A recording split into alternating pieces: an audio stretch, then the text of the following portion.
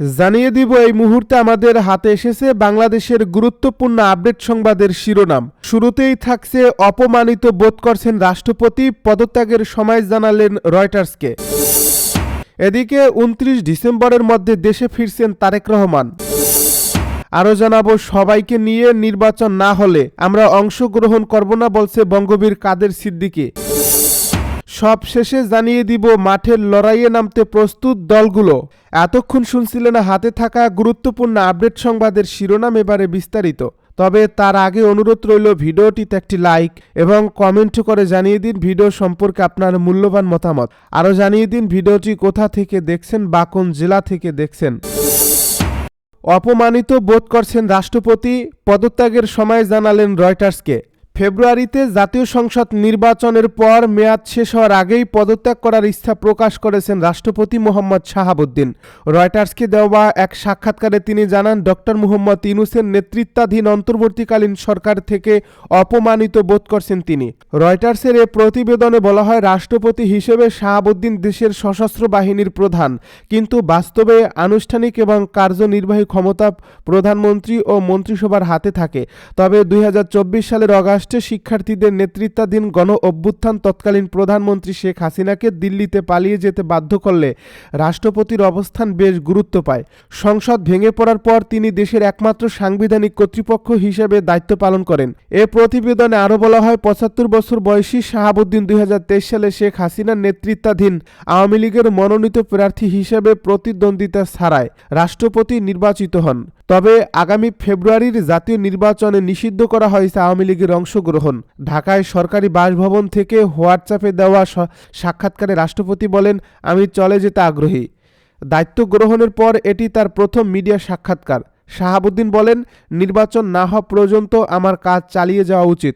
সাংবিধানিকভাবে রাষ্ট্রপতির পদের কারণে আমি আমার অবস্থান ধরে রাখছি। তিনি জানান, প্রধান উপদেষ্টা ডক্টর ইউনূস তার সঙ্গে প্রায় 7 মাস ধরে দেখা করেননি। তার প্রেস বিভাগ সরিয়ে নেওয়া হয়েছে এবং সেপ্টেম্বরে বিশ্বজুড়ে বাংলাদেশি দূতাবাসগুলো থেকে তার ছবিও সরিয়ে ফেলা হয়েছে। 29 ডিসেম্বরের মধ্যে দেশে ফিরছেন তারেক রহমান। চলতি মাসের 29 ডিসেম্বরের মধ্যে দেশে ফিরছেন বিএনপির ভারপ্রাপ্ত চেয়ারম্যান তারেক রহমান। দেশে ফিরে আগামী ত্রয়োদশ জাতীয় সংসদ নির্বাচনে তিনি বগুড়া 6 আসন থেকে নির্বাচনে অংশ নেবেন। গত 3 নভেম্বর গুলশান কার্যালয়ে বিএনপির মহাসচিব মির্জা ফখরুল ইসলাম আলমগীর তারেক রহমানের নির্বাচনে অংশ নেওয়ার কথা জানান। তবে তিনি নির্বাচনে অংশগ্রহণ করলেও এখন পর্যন্ত ভোটার হননি। ভোটার হয়ে প্রার্থী হতে গেলে আগামী 29 ডিসেম্বরের মধ্যে তারেক রহমানকে দেশে ফিরতে হবে। ইসির নির্বাচন সংশ্লিষ্ট কর্মকর্তারা এই তথ্য জানান। তারা জানান, দেশে ফিরেই ভোটার হওয়ার জন্য কমিশনে আবেদন করবেন, এরপর ভোটার হয়ে উনি প্রার্থী হতে পারবেন। বৃহস্পতিবার ঘোষিত তফসিল অনুযায়ী আগামী 12 ফেব্রুয়ারি ত্রয়োদশ জাতীয় সংসদ এবং গণভোট অনুষ্ঠিত হবে। নির্বাচনে অংশগ্রহণ উৎসুক প্রার্থীরা 29 ডিসেম্বরের মধ্যে রিটার্নিং অফিসার বরাবর মনোনয়নপত্র দাখিল করার সুযোগ পাবেন। নির্বাচন কমিশন তফসিল ঘোষণা করলেও ভোটার হতে পারবেন বিএনপির ভারপ্রাপ্ত চেয়ারম্যান তারেক রহমান। ভোটার তালিকা আইন 2009 অনুযায়ী কমিশন চাইলে যে কোনো সময় ভোটারযোগ্য ভোটাররা ভোটার হতে পারবেন। এক্ষেত্রে কোনো আইনি বাধা নেই। ইসির যে কোনো সময় সংশোধিত ভোটার তালিকা প্রকাশ করতে পারেন। তবে বিএনপির ভারপ্রাপ্ত চেয়ারম্যান তারেক রহমান এখনও ভোটার হননি বলে জানিয়েছেন নির্বাচন কমিশনের ইসি সিনিয়র সচিব আক্তার আহমেদ। তিনি বলেন, কমিশন চাইলে উনি যে কোনো সময় ভোটার হতে পারেন। ভোটার তালিকা আইন 2009 এর 15 ধারায় স্পষ্ট বলা আছে, কমিশন যে কোনো সময় কোনো ভোটার তালিকায় উহাতে অন্তর্ভুক্ত হওয়ার অধিকার কোনো ব্যক্তির নাম অন্তর্ভুক্ত করতে পারবে। 17 ধারায় আরও বলা আছে, কমিশনের সিদ্ধান্ত বাংলাদেশের কোনো আদালতে প্রশ্ন করা যাবে না। লন্ডন সূত্রে জানা গেছে, যেহেতু নির্বাচনের তফসিল ঘোষণা হয়ে গেছে, সেহেতু তারেক রহমান যে কোনো সময় দেশে ফিরবেন। 29 ডিসেম্বরের মধ্যে দেশে ফিরে নির্বাচনে অংশ নেবেন।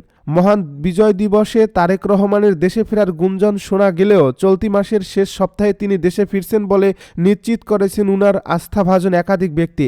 সেইভাবে তারেক রহমানের সফর সঙ্গীরাও প্রস্তুতি নিচ্ছেন।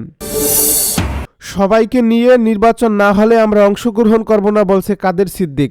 কৃষক শ্রমিক জনতা লীগের সভাপতি বঙ্গবীর আব্দুল কাদের সিদ্দিকী বীর উত্তম বলেছেন, সবাইকে নিয়ে যদি নির্বাচন হয় তাহলে কৃষক শ্রমিক জনতা লীগ নির্বাচনে অংশগ্রহণ করবে।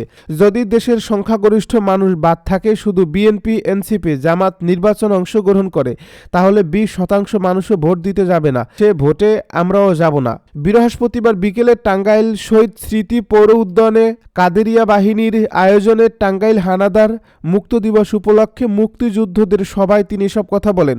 প্রধান উপদেষ্টাকে উদ্দেশ্য করে কাদের সিদ্দিকী বলেন, আপনাকে চিনতে পারি নাই, আমার আগে আপনাকে শেখ হাসিনা চিনছে, দেশের মানুষ চিনেছে। শেখ হাসিনার অন্যায় আওয়ামী লীগের অন্যায় নয়, মুক্তিযুদ্ধের অন্যায় নয়। এই আওয়ামী লীগকে জন্ম দিয়েছিলেন শেখ মুজিব, শামসুল হক। শেখ হাসিনা জন্ম দেননি। শেখ হাসিনার বিচার করবেন ভালো কথা, কিন্তু আওয়ামী লীগের বিচার করবেন না, পারবেনও না। আইয়ুব খান পারে না, ইয়াহিয়া খানও পারে নাই, আপনারাও পারবেন না। আওয়ামী লীগের যারা দোষী, যারা অন্যায় করেছে তাদের বিচার করেন, কিন্তু সবাই তো দোষ করে নাই। তিনি আরো বলেন, শেখ হাসিনাকে আমি রাজনৈতিকভাবে কখনো সমর্থন করি না, কারণ সে মনে করত দেশটা তার বাপের। আর আমি মনে করি বঙ্গবন্ধু দেশের সেবক, আমিও দেশের সেবক, আমরা সবাই আল্লাহর গোলাম। বঙ্গবন্ধুর নেতৃত্বে যুদ্ধ করেছিলাম, জিয়াউর রহমানও করেছিলেন, দুজনকে বীর উত্তম খেতাব দিয়েছিলেন বঙ্গবন্ধু সরকার। এখানে কোনো ভিন্নতা নেই, ভিন্নতা করেই স্বাধীনতা বিরোধী শক্তি জামায়াতকে আমরা শক্তিশালী করে দিয়েছি। স্বাধীনতা যুদ্ধে তারা যে অন্যায় অবিচার করেছে, মা বোনের সম্মানহানি করেছে, তারা ক্ষমা না চাইলে এই দেশে কথা বলার সুযোগ পেত না। বঙ্গবন্ধুর মতো নেতা ছিলেন বলেই জামায়াতের নেতারা বেঁচে গেছেন। সাবেক মন্ত্রী আব্দুল লতিফ সিদ্দিকী, জেলা মুজিব বাহিনীর প্রধান আলমগীর খান মেনু, কৃষক শ্রমিক জনতা লীগের কেন্দ্রীয় সাধারণ সম্পাদক হাবিবুর রহমান খোকা, বীর প্রতীক এই অনুষ্ঠানে বক্তব্য রাখেন। মাঠের লড়াইয়ে নামতে প্রস্তুত যে দলগুলো। বহুল প্রতীক্ষিত ত্রয়োদশ জাতীয় সংসদ নির্বাচনের তফসিল ঘোষিত হয়েছে। 12 ফেব্রুয়ারি নির্বাচনের দিন ঘোষণার মধ্য দিয়ে প্রাথমিক সংখ্যা কাটিয়ে দেশ নির্বাচনী প্রক্রিয়ার মধ্যে ঢুকে গেল। তফসিলের পর এখন রাজনৈতিক দলগুলোর পুরো মনোযোগ নিবদ্ধ হবে নির্বাচনের দিকে। নির্বাচন ঘিরেই তাদের সব কার্যক্রম পরিচালিত হবে। আগে থেকেই শুরু হওয়া বিএনপির, জামায়াতে ইসলামী সহ দলগুলোর প্রচারণা কার্যক্রম এখন আরও গতি পাবে। এছাড়া দ্রুততম সময়ের মধ্যে নির্বাচনী জোট গঠন সহ মিত্রদের আসন বন্টন বা সমঝোতার প্রক্রিয়া সম্পন্ন করবে দলগুলো। সব মিলিয়ে রাজনৈতিক দলগুলো এখন ভোটের লড়াইয়ের জন্য প্রস্তুত। দলগুলো সহ দেশের মানুষ এখন অপেক্ষা ভোটের দিনের। দেশবাসীর প্রত্যাশা, উৎসবের আমেজে নির্বাচন অনুষ্ঠিত হবে। রাজনৈতিক দলগুলোর শীর্ষ নেতারা জানান, দীর্ঘ 15 বছর দেশে সুষ্ঠু ভোট হয়নি, মানুষ তাদের ভোটাধিকার প্রয়োগ করতে পারেনি, যে কারণে ভোটের জন্য মানুষ এখন মুখিয়ে আছে। তফসিলের পর এখন জনগণ ভোটের দিনের অপেক্ষায়। তবে অবাধ, সুষ্ঠু ও গ্রহণযোগ্য নির্বাচন অনুষ্ঠানে কিছু চ্যালেঞ্জের কথাও জানান নেতারা। তারা বলেন, ভোটের সুষ্ঠু ও গণতান্ত্রিক পরিবেশ নিশ্চিত করতে হবে নির্বাচন কমিশনকে। সব দলকে ভোটের মাঠে সমান সুযোগ দিতে হবে।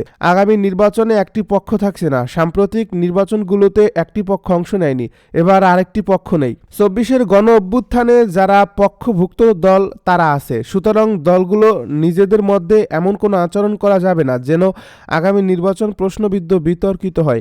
নির্বাচন প্রশ্নবিদ্ধ হলে পার্লামেন্ট বিতর্কের মধ্যে পড়বে, যার ফলে পরবর্তী সরকারকেও একটা বিতর্কের মধ্যে যাত্রা করতে হবে। তাই দেশীয় ও আন্তর্জাতিক পরিমণ্ডলে এই নির্বাচনের গ্রহণযোগ্যতা নিয়ে যেন কোনো প্রশ্ন না ওঠে। সব পক্ষকে অত্যন্ত যত্ন, মনোযোগ ও সতর্কতার সঙ্গে সেটি বিবেচনায় নিতে হবে। নির্বাচন সামনে রেখে বিএনপি, জামায়াত ইসলামী সহ কয়েকটি দল বেশ আগে থেকেই মাঠে রয়েছে। দলীয় প্রার্থিতা ঘোষণার পর গণসংযোগের পাশাপাশি নির্বাচনী জোট ও আসন সমঝোতা নিয়েও দলগুলো কাজ করছে। এরই মধ্যে 3টি নির্বাচনী জোট গঠিত হয়েছে। 9টি বাম দল নিয়ে গঠিত হয়েছে গণতান্ত্রিক যুক্ত ফ্রন্ট। জাতীয় পার্টির একাংশ ও জাতীয় পার্টির জেপির নেতৃত্বে এসেছে নতুন জোট, জাতীয় গণতান্ত্রিক ফ্রন্ট। জাতীয় পার্টির আনিসুল ইসলাম মাহমুদ ও আনোয়ার হোসেন মঞ্জুর নেতৃত্বাধীন অংশ দুটি সহ মোট 18টি দল থাকছে এই জোটে। তবে আলোচনায় জাতীয় নাগরিক পার্টি, এনসিপি, এবি পার্টি ও রাষ্ট্র সংস্কার আন্দোলন নিয়ে গঠিত নতুন গণতান্ত্রিক সংস্কার জোট। অন্যদিকে বিএনপির নেতৃত্বেও জোট গঠনের প্রক্রিয়া চলমান রয়েছে। ফ্যাসিবাদ বিরোধী যুগপৎ আন্দোলনের মিত্ররা ছাড়াও জামায়াতের বাইরে 2-1টি ইসলামী দল এই জোট অন্তর্ভুক্ত হতে পারে। এছাড়া জামায়াত ইসলামীর নেতৃত্বাধীন 8টি ইসলামী দলের জোটও আসন সমঝোতার বিষয়ে আলোচনা শুরু করছে। ওয়ান বক্স পলিসি, অর্থাৎ একটি বাক্সে ইসলামী দল দলগুলোর সব ভোট যাতে পড়ে সেই পলিসি নিয়ে অগ্রসর হচ্ছে তারা। পুনর্গঠন হচ্ছে প্রগতিশীল ইসলামী জোট। নির্বাচন সামনে রেখে পুনর্গঠন হচ্ছে ইসলামী গণতান্ত্রিক পার্টির চেয়ারম্যান এম.এ. আউয়ালের নেতৃত্বাধীন 15 দলীয় প্রগতিশীল ইসলামী জোট। পুনর্গঠন উপলক্ষে গতকাল জোটের কেন্দ্রীয় কার্যালয়ে বৈঠক অনুষ্ঠিত হয়। সেখানে সভাপতির বক্তব্যে সাবেক সংসদ সদস্য এম.এম. আউয়াল বলেন, নির্বাচন সামনে রেখে বৃহৎ জোট গঠনের প্রক্রিয়া চলছে।